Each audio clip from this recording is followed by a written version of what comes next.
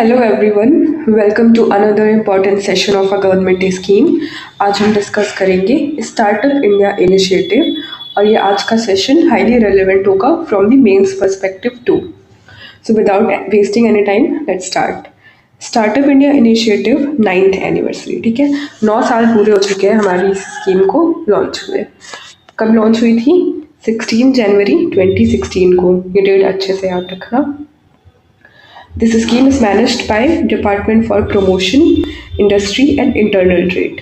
ठीक है, ये डिपार्टमेंट कौन से मिनिस्ट्री के अंदर आता है? Ministry of commerce and industry के अंदर। एम क्या है इस स्कीम का?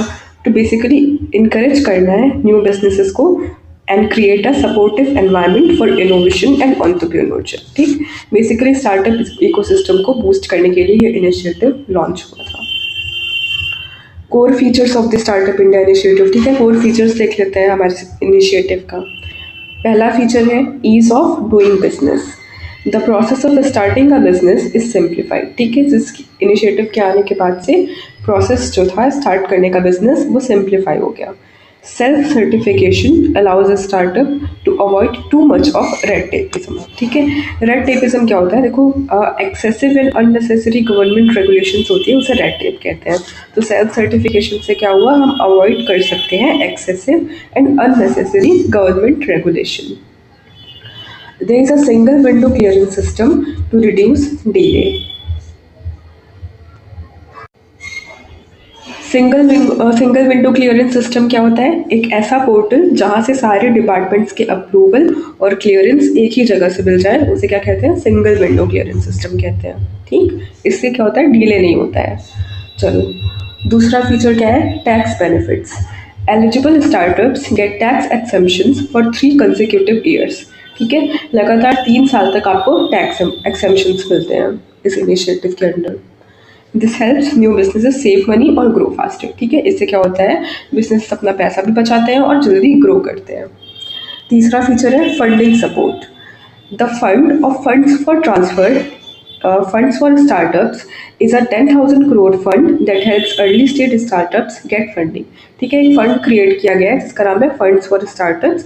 10,000 crore का फंड है जो हेल्प करता है अर्ली स्टेज स्टार्टअप्स को। सिंपल, ठीक है।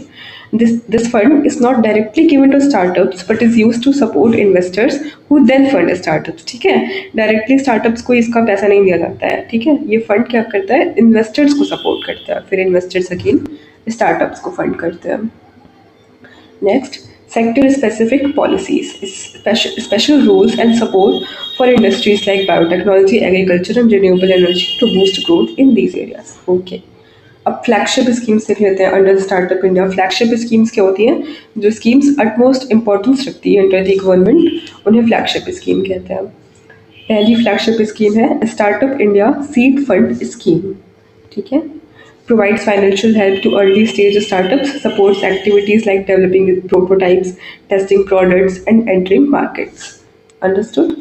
Help is given through incubators। Incubators क्या होते हैं? बिजनेस सपोर्ट ऑर्गेनाइजेशंस को incubators कहते हैं। Next, credit guarantee scheme for startups. ठीक है, ये हम फ्लैगशिप स्कीम्स देख रहे हैं। पहली स्कीम थी हमारी startup India seed fund scheme और दूसरी स्कीम है credit guarantee scheme for startups. ये स्कीम क्या करती है? Provides credit guarantees for loan taken by recognised startup. ठीक है, प्रोवाइड करती है क्रेडिट गारंटी फॉर लोन्स। इससे क्या होता है? इजीली जो स्टार्टअप्स होते हैं उन्हें इजीली लोन मिल जाते हैं। Yeah, make it easier for startups to get loans from banks and other financial institutions. Next flagship scheme, Fund of Funds for Startups, launched in June 2016 with 10,000 crore to help startup access capital। ये चीज़ हमने ऊपर discuss की। और money doesn't go directly to startups but to funds that invest in startups। Next, Bhaskar platform. This platform was launch in September 2024 और क्या काम करता है ये? Connects startups with investors and mentors particularly in cities outside major metropolitan areas. Okay, Bhaskar platform का ये feature है। Next, अब हम देख लेते हैं कि की अचीवमेंट्स क्या हुई है स्टार्टअप इंडिया की। भाई 9 साल पूरे हो गए तो हम इसकी की अचीवमेंट्स भी देख लेते हैं, है ना। Number one, growth in the startup ecosystem. In 2016, there were around 500 recognized startups in India. ठीक है, जब ये स्कीम लॉन्च हुई थी 2016 में, तो केवल 500 recognized startups थे इंडिया में.